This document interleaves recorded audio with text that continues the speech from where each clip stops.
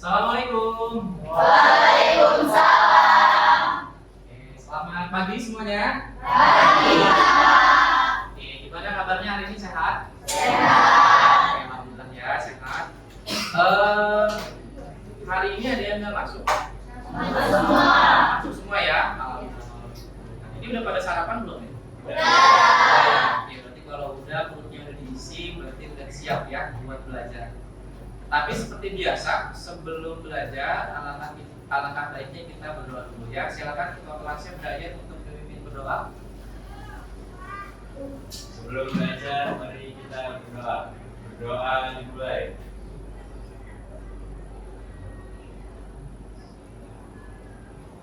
Doa selesai. Beri salam.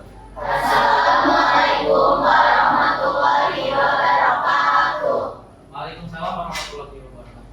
Oke, sebelum kita mulai belajar, Bapak pengen tahu dulu nih semangat kalian. Oke, kalau Bapak bilang semangat pagi, kalian jawab pagi, tetap semangat buha, gitu ya. Kita coba. Semangat pagi. Pagi, tetap semangat. Hurra. Oke, bagus. Beri tepuk tangan buat kita semua. Semangatnya udah bagus. Sekarang Bapak mau ngecek nih konsentrasi kalian atau fokus kalian. Karena kalau kita mau belajar, kita harus fokus tentunya ya. Nah, Bapak punya games atau ice breaking. Ice breakingnya adalah ikuti apa yang Bapak katakan, jangan ikuti apa yang Bapak lakukan.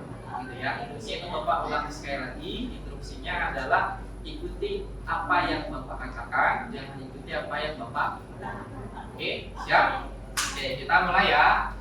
Bapak bilang pegang kepala, pegang kepala, pegang telinga, pegang hidung, pegang hidung, pegang telinga, pegang mulut, pegang kepala, pegang mata. Masih belum bagus. Masih belum bagus. Oke, sekali lagi ya. Pegang mata, pegang telinga, pegang kepala, mulut, hidung.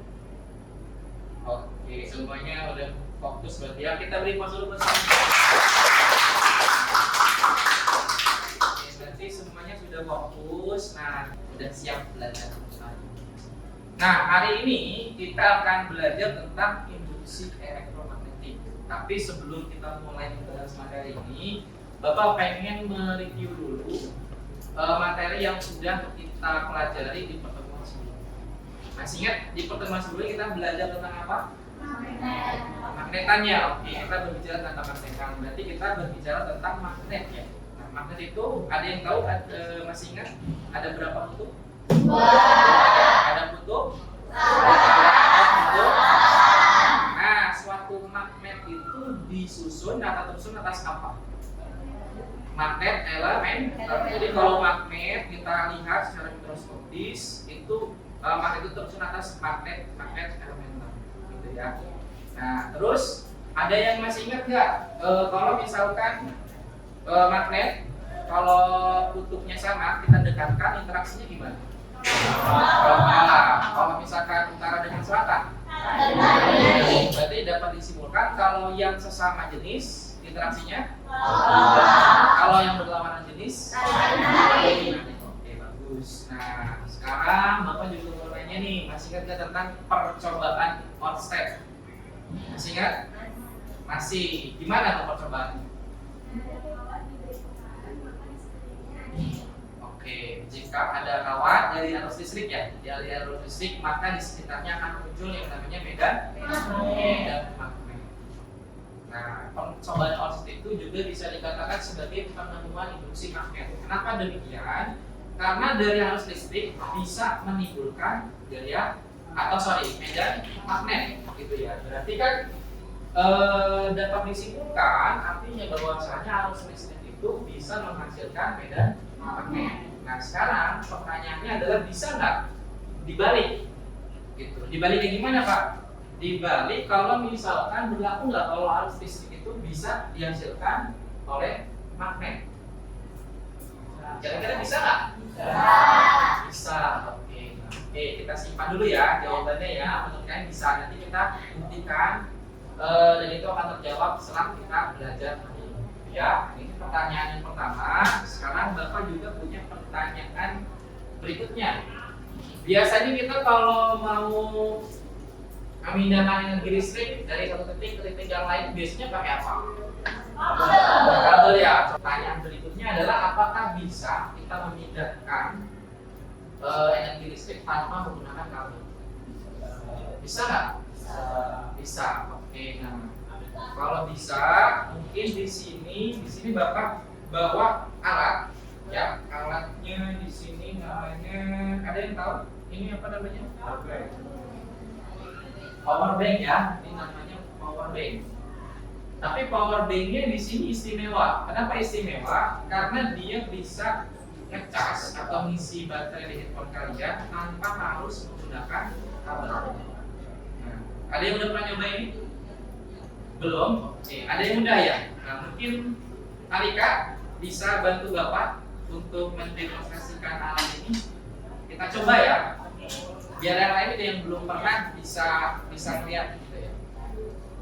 Oke, kita coba. Ini handphonenya ya. Kalau ngecas kan biasanya ada itunya ya, ada indikatornya. Kita coba ya. Nah, terisi ya. Nah, terisi. Jadi terbukti kan bisa mentransfer energi listrik tanpa menggunakan kabel. Terima kasih Malika, silakan kembali. Nah, selain ini Bapak juga punya alat lagi. Ini ada yang tahu namanya apa? Nggak tahu. Ini namanya Tesla coil. Tesla coil itu buat apa sih Pak? Biar kalian nggak penasaran, kalian bisa langsung coba sendiri. Nah, cuman mungkin perwakilan aja ya. Bapak minta mungkin 3 orang, 1 dari laki-laki, 2 dari perempuan. Bapak minta Brian maju ke depan, lalu Delita maju ke depan, sama mungkin adnya aja, ya keluar. Nah, ini Tesla coil kita coba ya. Sekarang ini Bapak kasih ke Delita. Ini apa namanya? Lampu ya. Sama aja ya. Cuman mungkin wattnya berbeda, ukurannya juga berbeda. Nah, ini mungkin Delita. Ini armnya. Nah, sekarang Brian coba bantu nyalakan saklarnya. Oke, sekarang coba didekatkan lampunya ke Tesla coil, kumparan. Nah, coba didekatkan lagi. Nah, coba lagi Delita. Oke, coba bawa bantu. Oke, coba ganti ya. Oke, itu ya. Jadi bisa ya, Tesla coil ini fungsinya buat apa jadinya? Bisa nyalain lampu ya. Berarti kan terbukti ya, kita bisa mentransfer energi listrik dalam hal ini menyalakan lampu ya, tanpa menggunakan kabel. Gitu ya. Oke, terima kasih untuk Brian sama Delita dan adnya. Silakan kembali ke tempatnya masing-masing. Oke, berarti bisa ya. Nah, tapi pertanyaannya kok bisa? Bagaimana caranya? Kok bisa itu bisa mentransfer energi listrik tanpa menggunakan kabel? Kira-kira ada yang tahu? Oke, hal ini akan terjawab setelah kalian melakukan pembelajaran hari ini ya. Nah, sebelum itu Bapak jelaskan dulu untuk tujuan pembelajaran kita pada hari ini. Yang pertama adalah mengamati, mengidentifikasi dan menjelaskan prinsip induksi elektromagnetik melalui eksperimen sederhana. Baik tadi yang kalian demonstrasikan tadi ya, menggunakan Tesla coil dan juga power bank plus, ataupun nanti kalian juga akan melakukan eksperimen secara virtual menggunakan PET. Terus yang kedua, menjelaskan dan menganalisis hubungan media induksi dengan perubahan flux magnetik sesuai hukum Faraday dan Planck serta faktor-faktor yang mempengaruhinya. Lalu menyelesaikan masalah terkait permasalahan pemanfaatan induksi elektromagnetik dalam kehidupan sehari-hari. Lalu yang terakhir, komunikasikan hasil pengamatan analisis yang dibuat secara ilmiah baik lisan maupun tulisan, gitu ya. Jadi itu untuk tujuan pembelajaran kita pada hari ini. Setelah itu kita lanjut ya. Ini mungkin Bapak jelaskan sedikit materi pengantar ya untuk induksi elektromagnetik. Induksi elektromagnetik itu apa sih Pak? Jadi induksi elektromagnetik adalah suatu fenomena munculnya GGL induksi ditimbulkan karena adanya perubahan flux magnetik. Terus kita, apa yang mempengaruhi besarnya perubahan flux magnetik?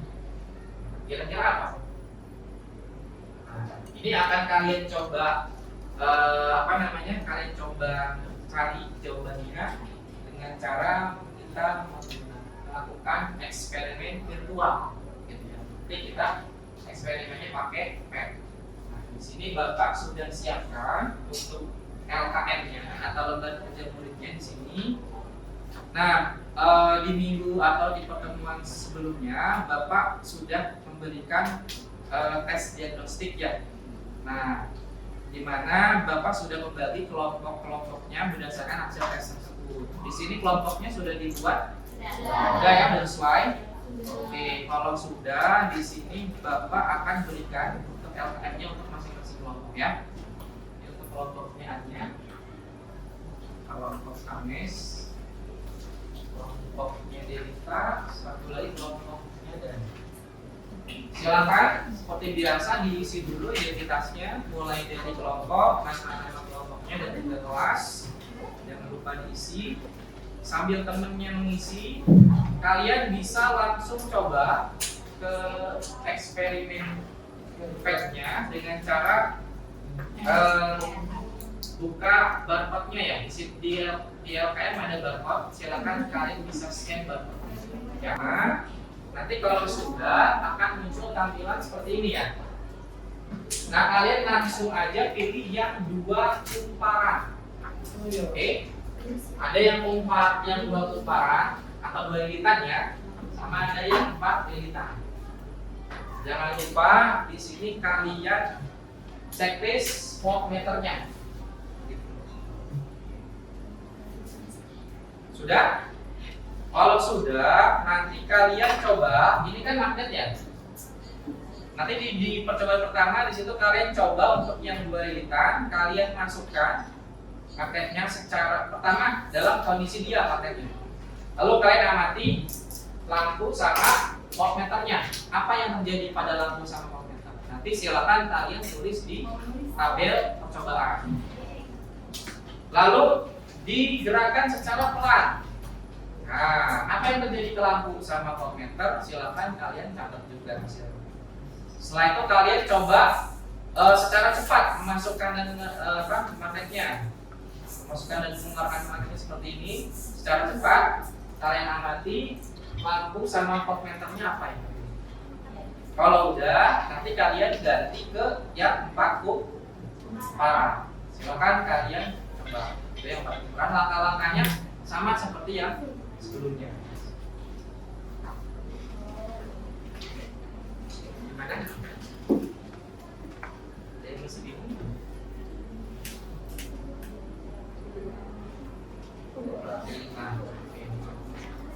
Udah ya, semua kelompok udah?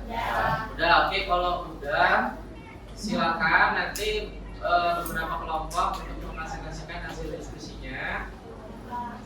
Silakan untuk kelompok 3, silakan bagi.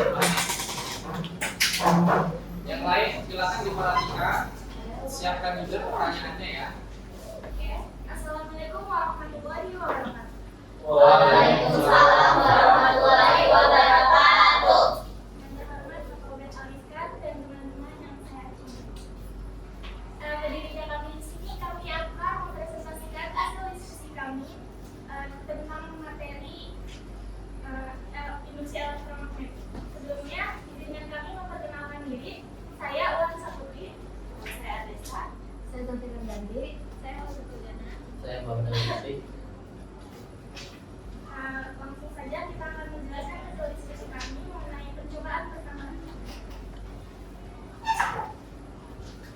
Pada percobaan 1, jumlah kumparan 2 lilitan. Pada saat tidak bergerak, maka nyala lampu tidak menyala dan jarum voltmeter tidak menyimpang. Pada kecepatan magnetnya lambat, nyala lampunya redup dan jarum voltmeter menyimpang sebagian ke arah kiri. Dan pada saat kecepatannya yang menjadi cepat, maka nyala lampunya menjadi terang dan menyimpang maksimal ke arah kiri. Dan pada saat jumlah kumparannya menjadi 4 lilitan, pada saat kecepatan magnetnya tidak bergerak, maka nyala lampunya tidak menyala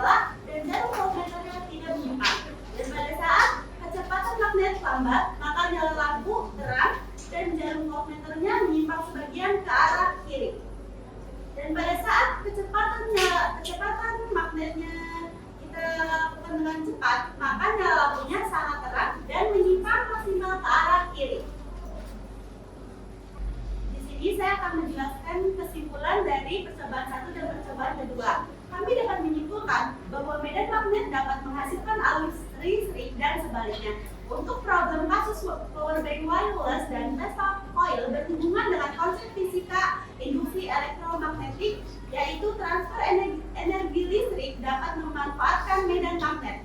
Dan kami juga dapat menyimpulkan bahwa arus listrik dapat dihasilkan oleh perubahan flux magnetik sendiri, dipengaruhi oleh faktor perubahan induksi magnetik, perubahan luas bidang, dan sudut antara induksi magnetik dengan garis normal. Sekian presentasi dari kami. Apakah ada yang ingin ditanyakan? Saya Atia Fatalata dari kelompok 1. Saya ingin bertanya, mengapa arus induksi hanya muncul saat magnet digerakkan? Saya Rita dari kelompok 4. Pada percobaan pertama, kecepatan magnet ada yang tidak bergerak, tidak lambat dan bergerak cepat. Pendapatnya dapat berbeda-beda. Oke, ini dua pertanyaannya saling berkaitan ya mengenai kecepatan arah pumparannya, kecepatan magnetik.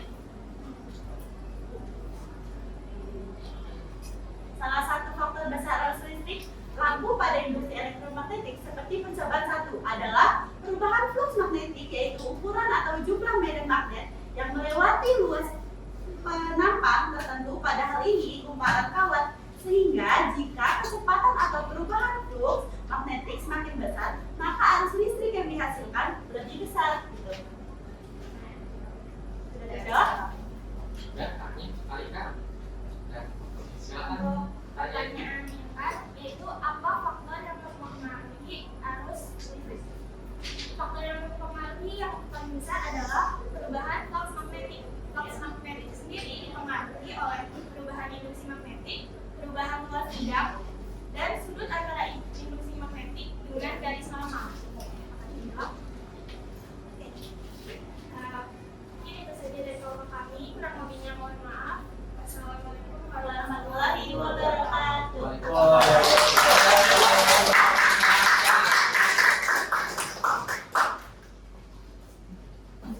Oke, sudah bagus ya dari kelompok perwakilan dari kelompok 1 dan kelompok 3 tadi dalam presentasinya. Nanti mungkin di akhir akan Bapak tanggapi ya dari hasil diskusi dan juga tadi ada beberapa. Nah, tadi kan kalian sudah berdiskusi dengan masing-masing kelompoknya dan juga tadi sudah dipresentasikan ya. Nah, sekarang mungkin Bapak akan memberikan penguatan lagi untuk materinya supaya tidak ada misi. Nah, sebetulnya hasil percobaan kalian yang sudah kalian coba tadi, kesimpulannya kan kalau misalkan semakin banyak lilitannya, maka GGL induksinya juga akan semakin besar, ya kan? Itu bisa terlihat dari ketika kamu pakai 2 lilitan sama 4 lilitan. Ketika kamu menggerakkan, maka yang paling terang itu yang pakai berapa lilitan? 4 lilitan. Jarum voltmeternya juga ketika pakai 4 lilitan dia menyimpangnya maksimum sampai mentok, gitu kan? Nah, juga dipengaruhi juga dari kecepatan magnetnya, gitu ya. Ketika kalian memasukkan dan mengeluarkan magnetnya, semakin cepat kamu masuk dan keluarkan magnetnya, maka semakin besar juga GGL induksinya. Itu terlihat dari nyala lampu dan juga dari jarum voltmeter. Nah, ini nanti kaitannya dengan hukum Faraday, gitu ya. Lalu di tabel yang kedua itu ketika kalian mencoba menukar kutub dari magnetnya. Kutub utara ketika mendekati gimana gitu ya, menyimpangnya dalam hal ini ke sebelah kiri. Lalu ketika menjauh dia ke sebelah kanan atau ke positif. Nah, ketika dibalik maka hasilnya berkebalikan gitu ya. Jadi dari kutub-kutub ini kalau kalian balik hasilnya pun arah jarum voltmeternya juga berkebalikan. Nah, ini ada kaitannya dengan hukum Lenz. Nah, nanti kita perdalam untuk hukum Faraday sama Lenz. Begitupun di percobaan yang kedua, gitu ya, itu juga sama, gitu ya, di mana untuk semakin banyak lilitannya dan semakin cepat tren menggerakkan si lilitan pada kumparan primernya, maka nyala lampu pada kumparan sekunder juga akan semakin besar atau semakin terang gitu ya. Itu kaitannya sama hukum Faraday gitu ya. Dan ini juga kan membuktikan bahwasanya tadi ya listrik itu bisa ditransfer tanpa melalui kabel gitu ya.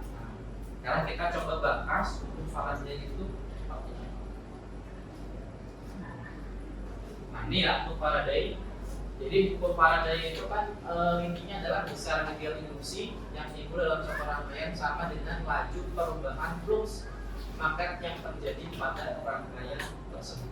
Jadi seperti yang Bapak jelaskan di awal tadi ya, bahwasanya gear induksi itu timbul akibat adanya perubahan flux. Semakin besar perubahan fluxnya, maka semakin besar juga gear induksi atau arus induksi yang dihasilkan. Makanya nanti dapat persamaannya adalah ini, GGL sama dengan minus N delta C atau flux dibagi dengan delta T. Artinya apa? Artinya semakin banyak jumlah kumparan, tadi kan itu ya, semakin banyak kumparan maka nyalanya semakin terang. Berarti kan GGL-nya semakin besar kan kalau nyalanya terang. Pun juga kalau semakin besar perubahan fluxnya, artinya kalau kamu gerak-gerakin secara cepat sama pelan, lebih besar mana perubahannya? Yang pelan atau yang cepat? Yang cepat kan? Nah, yang cepat ya berarti nanti semakin besar perubahan fluxnya, maka semakin besar juga GGL induksinya. Gitu. Nah, Pak di sini kok ada tanda minus? Ya, ada tanda minus. Kenapa tanda minus, Pak? Nah, tanda minus ini nanti kaitannya dengan hukum Lenz. Artinya apa sih, Pak? Artinya bahwasanya GGL yang timbul atau arus induksi yang timbul itu berlawanan dengan arah flux yang menghasilkan GGL atau arus induksi tersebut. Maksudnya gimana sih, Pak? Nah, maksudnya adalah seperti ini. Contoh, kita punya magnet, lalu kita masukkan magnet ini ke dalam kumparan. Kan nanti di sekelilingnya kan ada garis-garis medan magnet. Ketika kita masukkan kumparan, maka garis-garis medan magnetnya akan mengenai kumparannya kan? Itu yang disebut sebagai flux.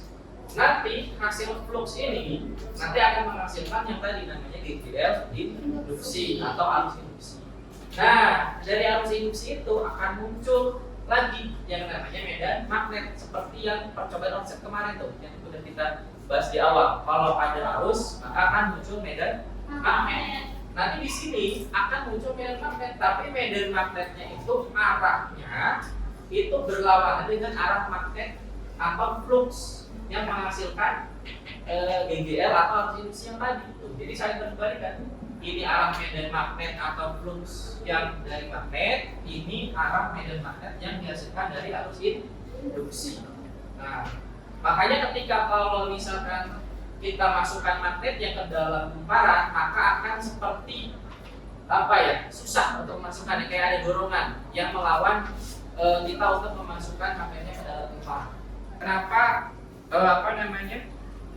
Tesla coil ini sama power bank wireless ini bisa mentransmisikan energi listrik tanpa menggunakan kabel? Karena menggunakan prinsip dari induksi elektromagnetik, gitu ya. Dimana dia akan menghasilkan tadi ya flux magnetik, akan timbul yang namanya arus induksi sehingga nanti bisa menyalakan lampu ini ya, atau juga handphone tadi. Oke, sampai sini ada yang mau ditanyakan lagi? Tidak ada? Sudah jelas? Oke, kalau sudah jelas, silakan untuk LKM-nya dikumpulkan, gitu ya. Nanti akan Bapak cek kembali untuk masing-masing kelompok.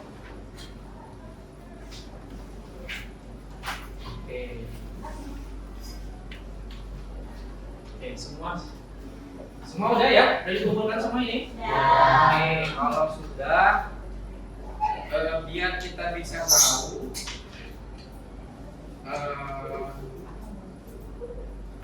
sejauh mana kalian memahami materi yang sudah kita pelajari hari ini. Bapak ada kuis, silahkan kalian kerjakan kuisnya. Tinggal di scan aja. Mungkin waktunya kurang lebih 10 atau sampai 15 menit ya. Gimana? Sudah semua? Sudah? Oke. Kalau sudah, sekarang fokus lagi ke depan ya. Sebelum kita akhiri pembelajaran ini, Bapak ingin kalian atau beberapa dari kalian membuat kesimpulan dari hasil pembelajaran kita kali ini, gitu ya. Silakan. Ada yang ingin memberikan kesimpulan untuk pembelajaran ini? Silakan, Risma.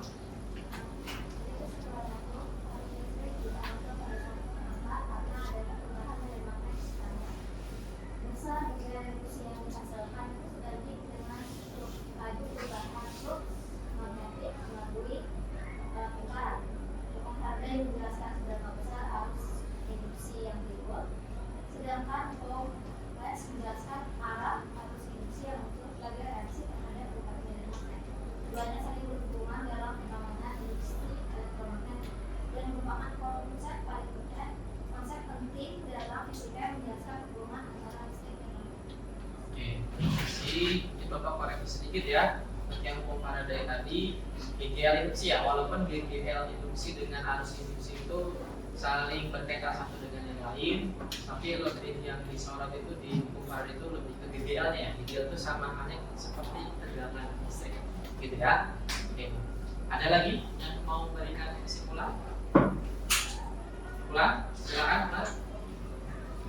Setelah pelajaran hari ini, saya dapat menyimpulkan bahwa medan magnet yang berubah bisa bikin arus listrik dan listrik yang berubah bisa bikin arus magnetik. Dan dalam industri elektromagnetik ada dua hukum yang menjelaskan kenapa magnet yang digunakan dalam perubahan bisa menghasilkan listrik, yaitu hukum Faraday dan hukum Lenz. Nah, dan prinsip ini menjadi dasar kerja banyak alat seperti Tesla coil dan coloring wires. Kasih untuk kesimpulan hari ini. Jadi seperti tadi ya, dari Bulan sebetulnya banyak ya aplikasinya dalam kehidupan sehari. Tidak hanya Tesla coil, tidak hanya power bank wireless, tapi masih banyak yang lain. Gitu ya, termasuk charger wireless, ya, teknologi wireless yang kabel tanpa kabel itu menggunakan konsep induksi elektromagnetik. Ya, sebetulnya sering kali kita gunakan, tapi kitanya yang nggak sadar ya. Itu untuk kesimpulannya, dan mungkin Bapak juga ingin memberikan refleksi supaya merefleksikan hasil pembelajaran kita hari ini. Silakan kalian isi formulir refleksinya, tinggal scan saja. Silakan diisi. Gimana, sudah? Sudah? Ada yang belum? Udah? Semuanya udah? Oke, kalau udah, kalau berikan tugasnya adalah tugas ini dulu. Jadi dari hasil pembelajaran kita hari ini, silakan kalian buat laporannya. Apa yang sudah kita pelajari di hari ini? Bentuknya bebas ya, bisa dalam bentuk PowerPoint, bisa dalam bentuk video penjelasan. Durasi maksimalnya 5 menit. Kalau bisa jangan lebih dari 5 menit ya. Lalu juga bisa esai juga bisa. Lalu bisa juga dalam bentuk yang lain, contohnya poster, bisa juga map, bisa juga komik gitu ya. Nah, silakan disesuaikan dengan kemampuan dan minat kalian gitu ya. Oke. Nah, itu jangan lupa. Dan untuk materi pertemuan selanjutnya kita akan membahas tentang materi transformator. Nah, ini juga sama ya, ini aplikasi dari materi industri elektromagnetik. Ini banyak ya pengaplikasiannya. Salah satunya ada dalam charger handphone kalian. Di dalamnya itu ada transformator. Ya, untuk mengakhiri pembelajaran kita pada hari ini, silakan untuk ketua kelasnya pimpin berdoa. Sebelum mengakhiri pembelajaran, mari kita berdoa. Berdoa dimulai.